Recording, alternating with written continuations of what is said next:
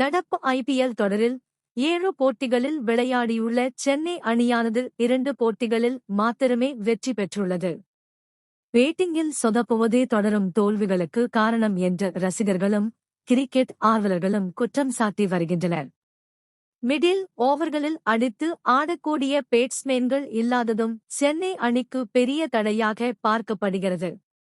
சென்னை அணியின் பேட்டிங் தூணாக பார்க்கப்பட்ட கேப்டன் ருதுராஜ் காயம் காரணமாக நடப்பு ஐபிஎல் தொடரை விட்டு வெளியேறிய நிலையில் மீண்டும் கேப்டன் பொறுப்பை தோனி ஏற்றுக்கொண்டார்.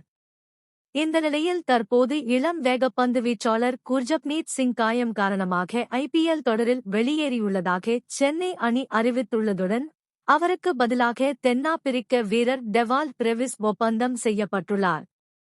ஏபி டிவில்லியர்ஸ் போலவே பேட்டிங் ஸ்டைல் அவரிடம் உள்ளதால் டெவால்ட் பிரவிஸை பேபி ஏபிடி என ரசிகர்கள் அழைப்பார்கள். இந்த நிலையில் பேபி ஏபிடியின் வருகை சென்னை அணியின் மிடில் ஆர்டர் பேட்டிங்கிற்கு உதவும் என்று ரசிகர்கள் நினைக்கின்றனர். இதேவேளை சென்னை அணியானது பிளே-ஆஃப் வாய்ப்பை தக்க வைக்க எஞ்சியுள்ள அனைத்து போட்டிகளில் வெற்றி பெற வேண்டிய கட்டாய நிலையில் உள்ளது.